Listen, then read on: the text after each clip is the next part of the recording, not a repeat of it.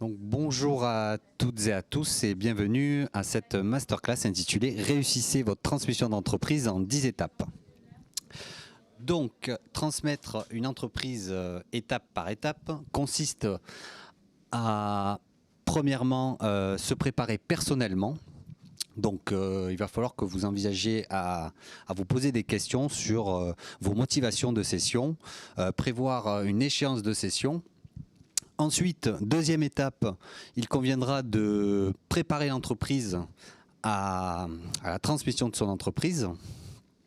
Donc pour ce faire, vous devrez diagnostiquer l'entreprise, évaluer ses forces, ses faiblesses, ses menaces, ses opportunités sur le marché, mais aussi vous devrez déterminer un mode juridique de transmission d'entreprise, puisque ce mode juridique aura des conséquences juridiques et fiscales et aura un impact en fonction de votre projet personnel.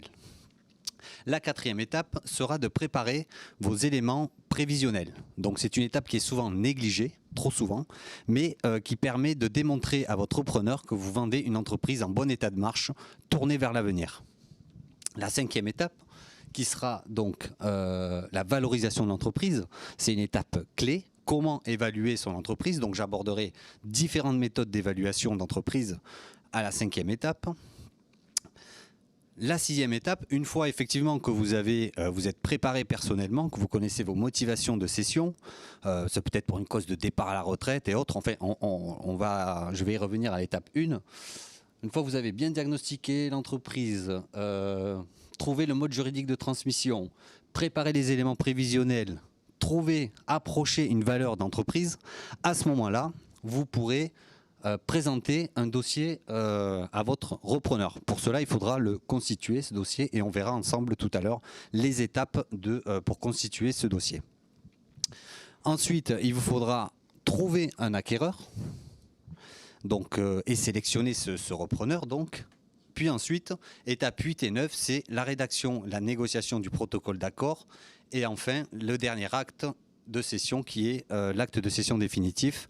Donc on abordera cette question à l'étape 9. Puis enfin, gérer la précession, c'est-à-dire il vous faudra tourner la page tout en gardant le livre ouvert, c'est-à-dire envisager une vie après l'entreprise et notamment, surtout, accompagner le repreneur si c'est spécifié dans une clause du protocole d'accord. Alors, passons à la première étape, préparer son projet de transmission d'entreprise. Pour préparer son projet de transmission d'entreprise, il est important de se faire un bilan personnel. Donc généralement, une préparation d'entreprise, ça se prépare 5 ans à l'avance, au moins, à minima, pour pouvoir bien anticiper tous les chantiers qu'il y a à mener pour améliorer le degré de transmissibilité de son entreprise. Donc il faudra que vous vous penchiez sur vos motivations. Donc pourquoi vous souhaitez céder une entreprise? Pour une raison de retraite? C'est peut-être pour des raisons de changement d'activité? Vous souhaitez réinvestir dans une autre activité ce que vous aurez vendu, enfin le prix, une fois que vous aurez récupéré le prix de cession, vous allez peut-être le réinvestir dans une autre activité, c'est peut-être une raison. Ensuite, il y a la possibilité pour cause de difficultés financières, chose que je ne vous souhaite pas bien sûr. C'est peut-être pour des raisons de santé, malheureusement certains événements font qu'il arrive dans la vie qu'il y ait des problèmes de santé, qu'on doit précipitamment céder l'entreprise et éventuellement changer de lieu géographique et se réorienter complètement. Donc il est important de bien analyser ses motivations, ses objectifs, ses contraintes et effectivement en fonction de tous ces objectifs-là, il peut y avoir un impact sur le montage juridique fiscal et donc des conséquences sur la fiscalité. Effectivement, si vous vendez en fonction d'un départ à la retraite, il peut exister des régimes favorables concernant la fiscalité. Je pense à certains régimes d'exonération de plus-value en cas de départ à la retraite. Donc, renseignez-vous, pensez à ne pas rester seul, c'est important. Faites-vous accompagner par des réseaux d'accompagnement. Ce peut être des chambres consulaires, je pense aux chambres de commerce d'industrie, aux chambres de métiers et de l'artisanat pour certains secteurs d'activité, mais aussi par votre expert comptable. Ce peut être c'est votre conseil de proximité, mais il est important aussi d'avoir un avis neutre et donc de faire appel à des experts aussi extérieurs à votre entreprise pour notamment l'évaluation. Plus vous aurez un avis externe à votre entreprise et plus votre évaluation aura une légitimité peut-être, sûrement. Donc concevez aussi un calendrier de session, c'est très important de se fixer une échéance de session puisque effectivement, prendre le temps de la réflexion d'une transmission d'entreprise, c'est important et ça prend du temps. Et donc, améliorer le degré de transmissibilité de l'entreprise, diagnostiquer l'entreprise, ça prend du temps. L'évaluer, ça prend du temps. Trouver un acquéreur, ça prend du temps. Donc, il faut que ce soit planifié pour préparer l'entreprise à la vente.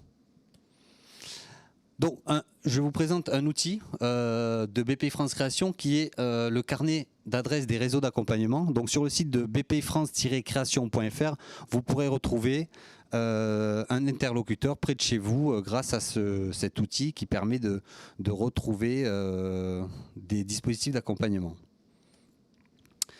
Deuxième étape, donc diagnostiquer l'entreprise. Là, on va faire un état des lieux de l'entreprise. Ça consiste en quoi? À 1, examiner l'entreprise. Donc vous allez devoir examiner le marché, est-ce qu'il y a encore un besoin client, diagnostiquer tous les process, les moyens de production. Alors, faire un diagnostic financier, bien entendu, un diagnostic juridique, un diagnostic fiscal, un diagnostic ressources humaines et enfin un diagnostic de l'organisation. Donc, la question qu'on se pose dans le diagnostic du PGE, est-ce un frein ou un atout à la transmission? Le PGE qui est le prêt garanti par l'État. Il faut savoir qu'un prêt, c'est un contrat intuitu personné, donc qui est fait en considération de la personne, hein, qui est octroyé en considération de la personne. Donc la question du PGE aujourd'hui se pose en transmission d'entreprise, car le PGE étant un contrat intuitu personné, il ne peut parfois ne pas être repris par le repreneur. Donc il faut savoir que ça peut ne pas suivre. Et effectivement, oui, le PGE est une dette, s'il est repris par le repreneur, qu'il faudra rembourser en plus de la dette financière pour rembourser, pour racheter la cible. Donc une fois que vous avez fait un diagnostic, vous avez identifié des forces, des faiblesses de l'entreprise, des menaces et des opportunités éventuellement sur le marché, et il va falloir apporter effectivement des actions correctrices pour améliorer son degré de transmissibilité. Il faut savoir que lorsque vous allez diagnostiquer votre entreprise, c'est aussi, au-delà d'améliorer le degré de transmissibilité, de valoriser l'entreprise par des actions correctrices, il faut savoir que c'est aussi pour le repreneur que vous faites ça. Parce que le repreneur, quand il va racheter votre entreprise, il va auditer votre entreprise. Et dans ces audits, effectivement, s'il soulève des faiblesses, ce sera un moyen de renégocier le prix. Donc, plus vous diagnostiquerez l'entreprise en amont, plus vous préparerez votre transmission et plus vous trouverez un acquéreur, ou du moins les conseils de l'acquéreur ne trouveront pas de faiblesse et donc ne pourront pas remettre en question votre prix. J'ai relevé quelques exemples. Par exemple, la gestion des minoritaires. La gestion des minoritaires se pose souvent. Un exemple, comment gérer les minoritaires qui ne veulent pas céder l'entreprise? Donc ça, par exemple, ça se prépare le plus en amont possible. Un repreneur qui souhaite racheter 100% des titres d'une société peut se retrouver le lendemain avec des minoritaires qui ne souhaitent pas céder les 20% restants. Donc à ce moment-là, la solution, c'est de faire un pacte d'associés le plus en amont possible avant de transmettre l'entreprise et de gérer effectivement la sortie des minoritaires et des majoritaires en même temps. Donc on peut insérer une clause dans ce pacte d'associés qui permettra que les minoritaires et les majoritaires sortent en même temps lors de la cession et ainsi il n'y aura pas de minoritaires qui pourraient bloquer la transmission de l'entreprise. Autre exemple, les registres. Est-ce que tous vos registres sont à jour? La question des registres aujourd'hui se pose effectivement. Il arrive parfois qu'un dirigeant n'ait pas le titre de propriété. Donc le registre des mouvements de titres, il arrive parfois qu'il ne soit pas présent. Donc imaginez, vous cédez demain un immobilier, vous n'avez pas le titre de propriété. Bon, Du coup, c'est quand même des choses qu'il faut vérifier. La trésorerie pléthorique, est-ce un handicap? C'est une question que parfois certains peuvent se poser. Effectivement, la trésorerie se retrouve dans le prix de cession, mais ça reste un avantage s'il est bien géré dans le montage juridique et financier du repreneur, puisque la remontée des dividendes à la holding qui aura qui permettra de rembourser l'emprunt. Aujourd'hui, il y a des dispositions fiscales qui permettent effectivement un avantage à remonter la trésorerie pléthorique qui a été reprise. Donc vérifiez bien tous ces points-là pour améliorer le degré de transmissibilité de l'entreprise. Je vous présente un outil rapidement que vous pouvez retrouver sur le site de prédiagentreprise.fr. C'est un outil proposé par BPI-France Création. Ce prédiagnostic de transmission, c'est un outil qui vous permet rapidement d'identifier les forces, les faiblesses de votre entreprise et qui permet rapidement, en un clin d'œil, de vérifier la faisabilité de votre projet de transmission d'entreprise. Donc prédiagentreprise.fr, c'est un outil qui peut vous être utile pour préparer la transmission de votre entreprise. Troisième étape, qui reste quand même dans le choix du mode de transmission. Donc la question qu'on va se poser, c'est comment souhaitez-vous transmettre votre entreprise? Et que souhaitez-vous transmettre? Donc dans le comment, vous devez vous poser la question, est-ce que je souhaite transmettre à titre gratuit, à titre onéreux, à titre temporaire éventuellement? Donc effectivement, tous ces modes de transmission vont avoir des conséquences juridiques, fiscales et financières qu'il faudra traiter le plus en amont possible. Donc vous voyez bien qu'il y a une relation entre votre réflexion personnelle par rapport au choix des modes de transmission. Puisque effectivement, si vous souhaitez par exemple transmettre à titre gratuit, il existe des dispositifs qui nécessitent quand même de prendre des dispositions le plus tôt possible. Par exemple, je pense au pacte Dutreil, si vous souhaitez transmettre par exemple à vos enfants ou aussi peut-être à des salariés. Il faut quand même penser qu'il y a des conditions de respect de certaines règles, il y a des conditions d'engagement, de conservation des titres qu'il faut respecter avant et après la transmission de l'entreprise. Donc c'est un dispositif, le pacte Dutreil, qui vous permet de ne payer que sur 25% de la valeur de l'entreprise, l'impôt. Donc vous avez quand même un abattement de 75% sur la valeur, ce qui est un dispositif très avantageux si vous vous y prenez suffisamment tôt. La donation avant cession, ça permet effectivement de pouvoir commencer à transmettre petit à petit une partie de votre entreprise sans payer de droits de donation. Je pense à l'abattement de 100 000 €. Si vous souhaitez céder à titre onéreux, il y a le montage de l'apport cession qui permet d'apporter vos titres de société à une holding, et donc ça permet d'avoir un report de la plus-value, de l'imposition de plus-value. Donc ça, c'est un avantage aussi si derrière vous souhaitez réinvestir le prix de cession. Donc voilà, toutes ces réflexions sont importantes pour envisager, anticiper le meilleur montage juridique et fiscal. À titre temporaire aussi, c'est peut-être une location-gérance. Donc voilà, il y a des avantages, des inconvénients. Je ne pourrais pas les traiter aujourd'hui, mais faut y songer. Et ensuite, qu'est-ce qu'on transmet?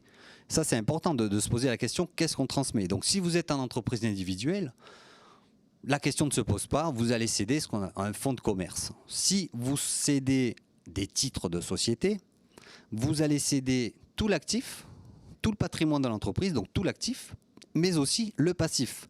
Ce qui signifie que le niveau d'audit qui sera fait lors du rachat des titres de société sera bien plus important. Le périmètre d'audit sera bien plus important si vous rachetez des titres de société, puisqu'il faudra analyser tout l'actif, mais aussi toutes les dettes. Il faudra auditer toutes les dettes financières, fiscales, sociales, fournisseurs.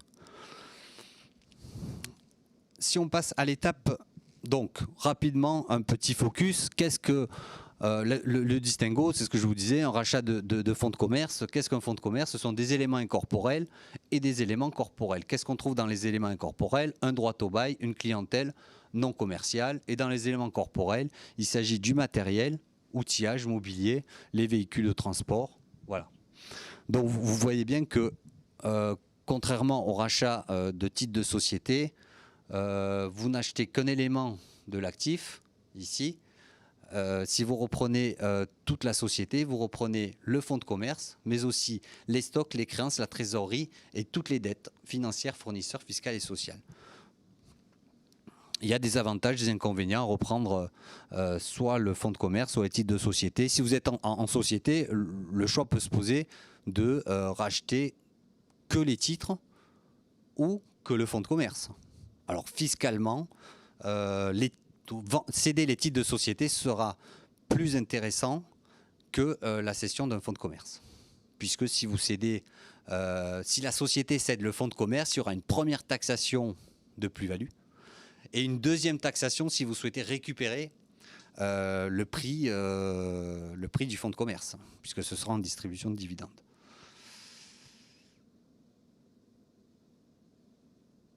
Alors, la quatrième étape, préparer les éléments prévisionnels. Bon, cette étape est importante pour les négociations, mais elle est trop souvent négligée par les cédants. Donc, effectivement, l'objectif, c'est quoi? C'est de démontrer que vous vendez une société qui est en bon état de marche, tournée vers l'avenir. Et cela permettra de légitimer votre prix auprès du cédant. Donc, vous pourrez confronter votre business plan en tant que cédant avec le business plan du repreneur. Et le business plan est intimement lié avec la valorisation de l'entreprise, puisque lorsqu'on évalue une entreprise, on va essayer de se poser la question de la récurrence du résultat net, ce qui signifie qu'on va essayer d'actualiser les flux futurs. Donc, 4 étapes pour évaluer une entreprise. 1, recueil d'informations. Ça c'est une étape, effectivement, recueil d'informations. Généralement, on va recueillir les 3 derniers comptes de résultats, bilan de l'entreprise, c'est peut-être le droit au bail, la liste du matériel, les statuts, et puis peut-être les salaires.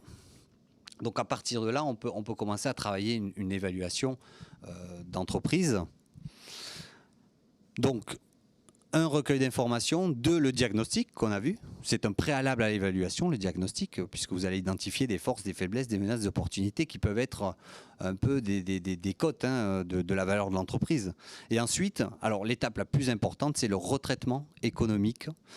Donc, vous allez challenger toutes les lignes du compte de résultat.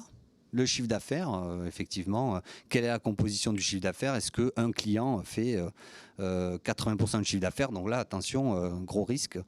Et puis, vous allez challenger toutes les charges. Donc, dans les charges, on va retraiter. On retraite souvent des loyers excessifs. On retraite des salaires excessifs ou des frais excessifs. Donc, on les retraite pour arriver à un compte de résultat dit normatif. Donc, il va falloir déterminer, une fois qu'on a, après le retraitement, on va déterminer un résultat net retraité. Donc ce résultat net retraité, on va lui attribuer peut-être un coefficient, à savoir que on finance une entreprise sur 7 ans. Donc attention, si on dépasse le multiple de 7. Donc du coup, quelque part, on pourrait schématiser, je dirais, la formule d'une valeur d'entreprise, c'est égal à un multiple d'un solde intermédiaire de gestion qui peut être un multiple de l'EBITDA plus l'excédent de trésorerie moins les dettes financières.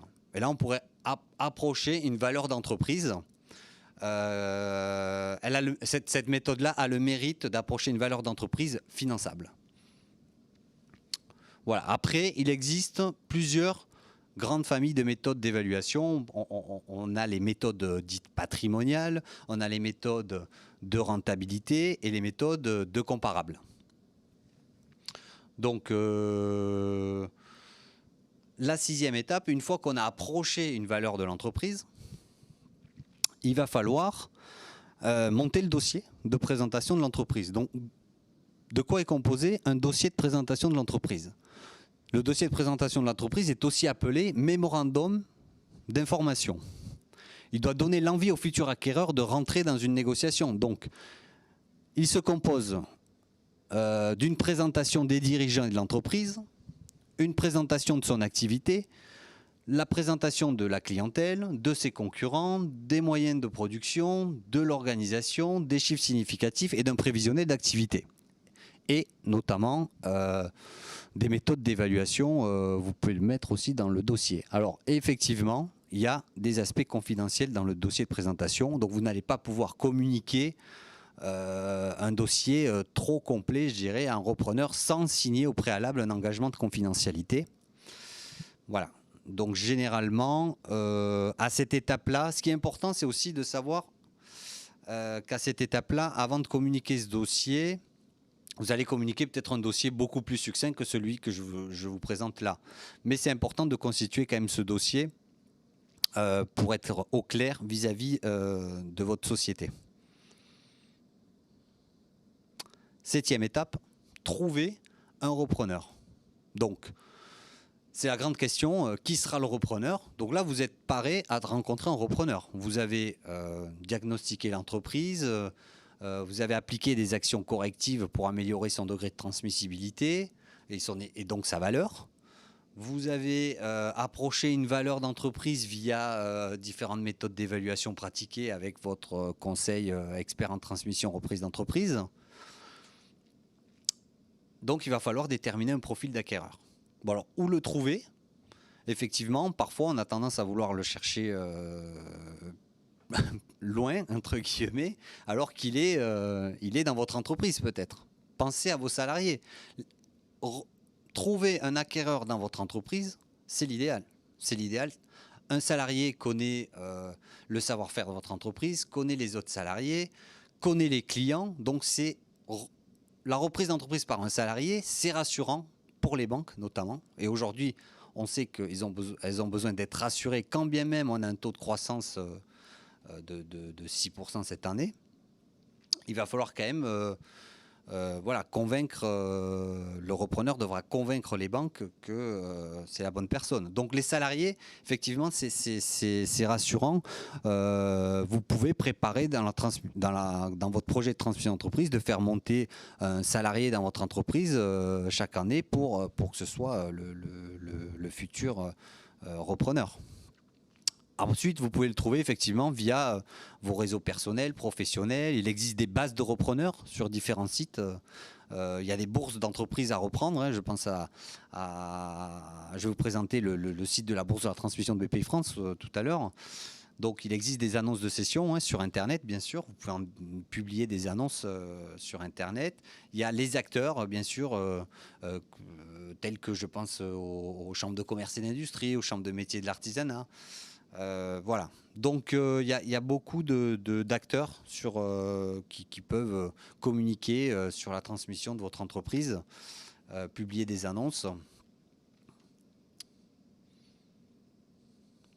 Donc effectivement, BPI France a une bourse de la transmission qui recense plus de 46 000 annonces d'entreprises à reprendre. Donc vous, cédant, aujourd'hui, vous pouvez déposer un dossier auprès de nos partenaires pour publier une annonce.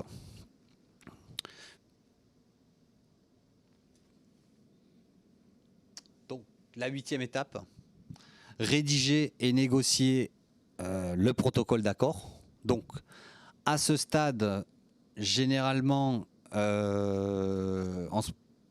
bon, la question de qui rédige, hein, c'est une question qu'on peut se poser. Généralement, qui rédige le protocole d'accord, c'est le conseil de l'acquéreur. C'est l'avocat spécialiste en droit des sociétés, spécialisé en cession-acquisition d'entreprise. Donc c'est le conseil de l'acquéreur qui rédige, le plus souvent. C'est le rédacteur unique. Donc c'est vraiment le protocole d'accord, c'est vraiment l'acte juridique le plus important de l'opération de transmission. Il traite tous les points de la négociation un par un. Mais il faut savoir qu'avant le protocole d'accord, très souvent, dans la majorité des cas, surtout dans le rachat de titres de société, le repreneur vous a soumis une lettre d'intention avant le protocole d'accord. La lettre d'intention, c'est une sorte de pré-protocole d'accord. Ça permet de mettre la lettre d'intention, c'est 5-6 pages qui permet de poser noir sur blanc les conditions de financement, le prix, sur quel prix, une fourchette de valeur, ça on le retrouve dans la lettre d'intention, toutes les réserves, donc audit, les conditions de la GAP, de la garantie d'actifs et de passifs aussi, sera dans la lettre d'intention. Voilà, donc généralement, avant le protocole d'accord, le repreneur vous a fait signer un pré-protocole d'accord qui permet de confirmer que vous êtes tous les deux engagés et que votre objectif est vraiment d'aller au bout de l'acte de la cession, hein. Voilà, donc généralement, quand on arrive au protocole d'accord et qu'on a déjà signé un pré-protocole, le protocole d'accord se fait dans de très bonnes conditions. On a 90% de chances de réussite lorsqu'on a signé un pré-protocole d'accord d'arriver au bout de la session. Voilà, une lettre d'intention, hein. Le pré-protocole d'accord égale lettre d'intention. Puis vient l'acte de cession définitif.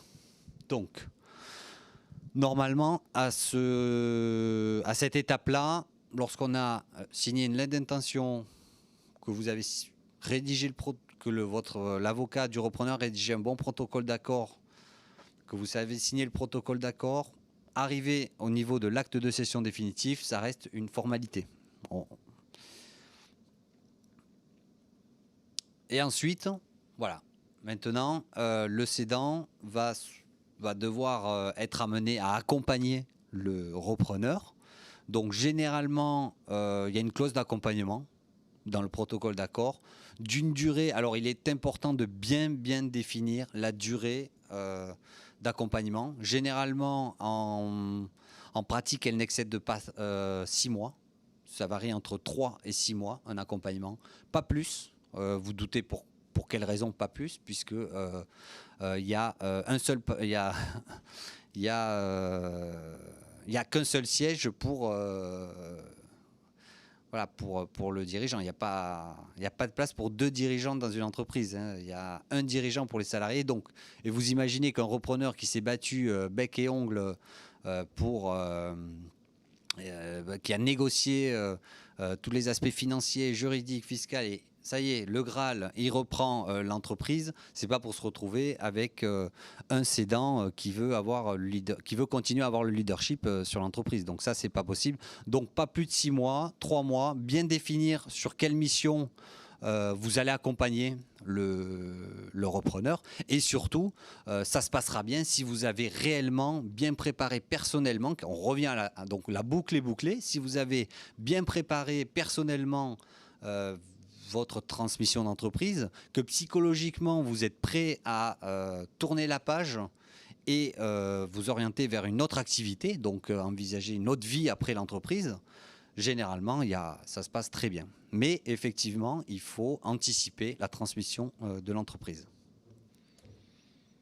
Donc, je conclurai par 4 conseils avant de passer aux questions éventuelles. Donc,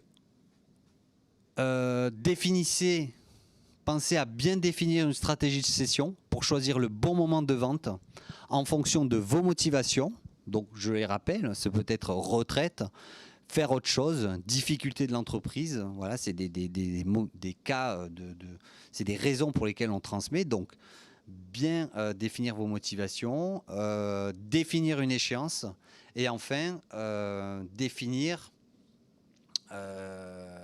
une stratégie en fonction de l'environnement. Bien sûr, le bon moment, c'est en fonction du marché, des besoins des clients, d'une réglementation. Voilà, donc il faudra bien définir sa stratégie de cession pour choisir le bon moment. Conseil 1. Conseil 2, ne vendez que quand vous êtes prêt.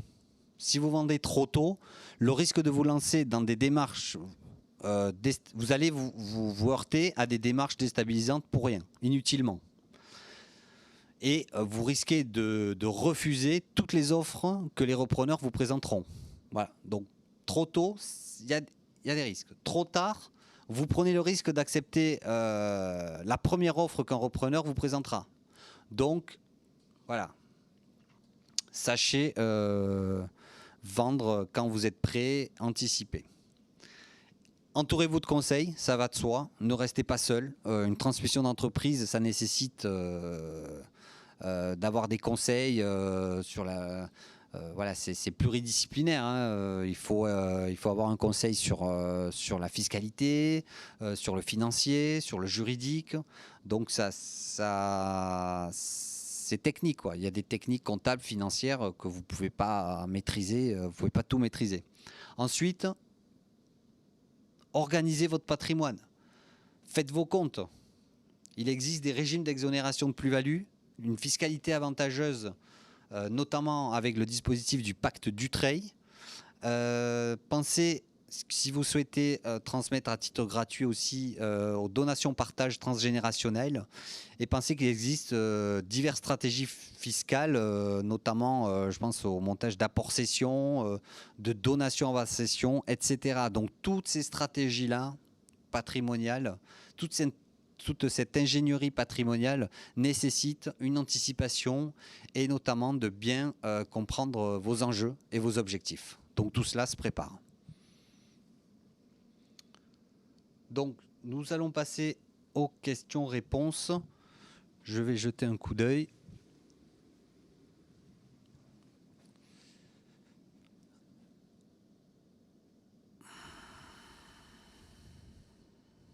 Alors, une question qui est souvent posée, effectivement, qui peut nous accompagner? Quel conseil choisir? Donc, effectivement, je le rappelle, qui peut nous accompagner? Donc, dans un premier temps, il est intéressant de savoir que vous avez un site d'information, bpifrance-création.fr, où vous retrouverez toutes les réponses à vos questions, puisque il y a une rubrique qui s'appelle « Je prépare ma reprise » dans laquelle vous allez retrouver toutes les étapes d'une reprise d'entreprise, des outils. J'ai parlé tout à l'heure du prédiag entreprise qui permet de faire un prédiagnostic rapide de votre entreprise et d'évaluer la faisabilité de la transmission de votre entreprise. Donc sur prédiagentreprise.fr, vous retrouverez cet outil. Donc un site d'information, bpifrance-création.fr, mais aussi pour un bon accompagnement, c'est aussi s'orienter vers des réseaux d'accompagnement public aussi. Les chambres de métiers de l'artisanat peuvent vous aider à publier une annonce de cession, à évaluer votre entreprise. Je pense aux chambres de commerce et d'industrie aussi qui peuvent vous prendre un mandat de recherche de repreneurs. Ce peut être aussi les conseils habituels de l'entreprise, hein, les conseils expert comptable, votre expert comptable, mais aussi, comme je vous disais, avoir un avis neutre, notamment sur l'évaluation de votre entreprise, c'est important. Donc vous pouvez aussi vous orienter vers un expert comptable autre que le vôtre. Vous pouvez faire appel aussi à des conseils en fusion-acquisition, qui sont un peu les chefs d'orchestre de la transmission d'entreprise. Les notaires, très important si vous envisagez une transmission notamment à titre gratuit. Les avocats, avocats spécialistes, attention, pensez à choisir un avocat vraiment spécialisé dans la cession-acquisition. Et notamment, vous pouvez, je pense que j'ai cité les réseaux d'accompagnement. Apparemment, on aurait une autre question. Hop, parce que ça, je suis plus connecté là, je crois. Y a-t-il des solutions ou un changement de forme juridique de la société qui s'impose avec une cession? Alors effectivement, très bonne question. Ça peut arriver, effectivement, si vous êtes par exemple une entreprise individuelle ou un SARL, vous pouvez, par rapport à la fiscalité, je pense au SAS, où il y a une fiscalité qui est plus avantageuse lors des transmissions d'entreprise. Alors attention à certains délais. C'est pour ça que généralement, il faut préparer le plus tôt possible la transmission de son entreprise, parce que parfois, certains régimes de faveur. Je pense à des régimes d'exonération de plus-value. Il y a une condition d'avoir plus de 5 ans d'activité. Donc si vous changez de SIRET, vous serez considéré comme tension, quoi. Donc oui, il y a des situations où un changement de forme juridique s'impose avant une cession. Je pense notamment je reviens sur la SAS, qui est un outil de transmission très important, très intéressant, notamment vu que c'est la liberté statutaire, hein, on met les règles de jeu qu'on veut dans une société par action simplifiée. Donc effectivement, c'est intéressant d'envisager de changer de structure juridique avant la transmission de son entreprise. Par contre, comme je vous dis, pensez-y assez tôt, 5 ans avant. Hein. La SAS est intéressante notamment dans le cadre des transmissions familiales puisqu'on peut dissocier l'avoir du pouvoir. Donc il y a une gestion intéressante à faire à ce sujet. Peut-on changer, peut-on changer le nom de l'entreprise après reprise? Bien évidemment, vous pouvez. D'ailleurs, vous allez créer une structure juridique ad hoc. Donc, oui. Quel est le coût moyen de la partie conseil pour une PME? Alors, le coût moyen pour la partie conseil pour une PME, ça dépend du périmètre. Hein. Ça dépend du périmètre. Ça dépend du périmètre des audits que vous allez demander, hein, bien évidemment. Alors, le mieux, c'est de demander un devis, faire une lettre de mission, parce qu'il y a la partie juridique côté avocat, et il y a la juridique fiscale, hein, si on avocat fiscaliste, un avocat en droit des sociétés, ils peuvent travailler conjointement hein, sur votre projet de restructuration de l'entreprise ou voilà, si vous souhaitez auditer votre entreprise. Il peut y avoir le coût aussi de l'audit financier. Donc, effectivement, pour améliorer vos comptes, hein, les charges, refaire des retraitements éventuellement. Donc, le coût moyen, il n'y a pas de coût moyen. Ça dépend vraiment des lettres de mission que vous allez faire avec que vous allez voir avec vos conseils. Hein.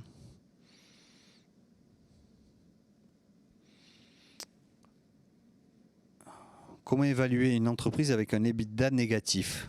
Alors, bon.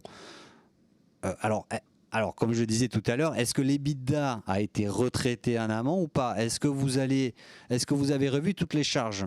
Parce que si vous prenez l'EBITDA d'un compte de résultat non retraité, je pense que peut-être qu'il peut être positif. Comme je vous disais tout à l'heure, un exemple, est-ce qu'il y a un loyer excessif? Est-ce qu'il y a une rémunération excessive?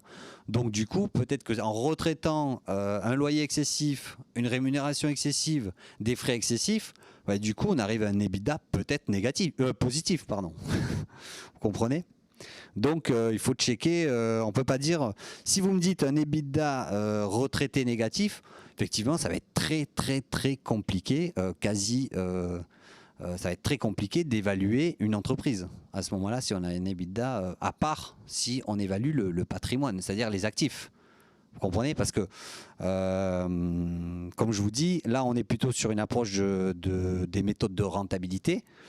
Si je prends l'EBITDA, cette méthode d'évaluation, mais vous pouvez très bien aussi vous dire tiens, il y a un EBITDA négatif, donc en termes de rentabilité, c'est une entreprise qui a des problèmes. Hein. Alors, faut identifier les problèmes. Hein. Soit c'est un problème de marché, suite à des pertes de clients, mauvais positionnement du produit, soit c'est parce que c'est au niveau des charges de la masse salariale qui est mal gérée. Donc, il faut comprendre pourquoi l'EBITDA est négatif. Et donc, effectivement, peut-être que dans votre business plan futur, dans vos prévisions économiques, vous allez retraiter une masse salariale parce que vous allez vous rendre compte qu'il y a un DAF qui est peut-être qui est surpayé. Je pense au DAF qui est la conjointe du dirigeant, enfin, entre guillemets. Voilà, donc il faut bien identifier pourquoi l'EBITDA est négatif. Si l'EBITDA, une fois les retraitements effectués, est négatif, effectivement, ça va être très compliqué d'aller lever une dette derrière. Mais il y a toujours quelque chose à évaluer dans l'entreprise. On peut évaluer les actifs. Et ça peut être une valeur de l'entreprise, les actifs, au-delà de la rentabilité de l'entreprise. Si vous reprenez les actifs et que derrière, vous présentez un super business plan, un super business model, parce que vous apportez un marché, une clientèle, effectivement, derrière, on va faire un business plan avec un compte de résultat avec une rentabilité, un EBITDA positif. Donc, voilà. Voilà. Comment évaluer une entreprise avec un EBITDA négatif? Je pense avoir répondu à la question, j'espère.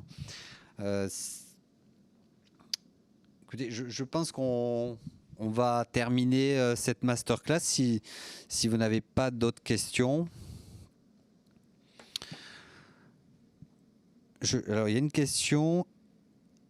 En formation des salariés, à quel moment? À quel moment on sera amené à former les salariés pour éventuellement les faire monter et en faire des repreneurs potentiels? C'est peut-être ça la question.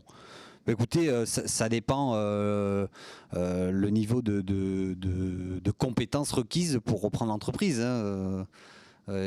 Ça dépend, effectivement, généralement, on va reprendre, on va proposer à des cadres de l'entreprise de monter, mais c'est peut-être aussi des employés de l'entreprise aussi qu'on fait monter. Ça dépend la taille de l'entreprise. Hein. Et ça dépend, comme je vous dis, du niveau de compétences requis pour diriger et assurer la pérennité de l'entreprise. Donc, voilà, les formations dépendent effectivement du niveau de compétences des salariés. Écoutez, je pense qu'il n'y en a pas d'autres questions. Je vous remercie d'avoir participé à cette masterclass. Donc si vous souhaitez en savoir plus, notamment sur ce que je vous ai dit, je vous donne rendez-vous sur le site de bpifrance-création.fr où vous pourrez retrouver toutes les étapes que j'ai évoquées durant cette masterclass. Voilà, donc merci beaucoup et puis à bientôt peut-être. Et bonne préparation à la transmission de votre entreprise. Au revoir.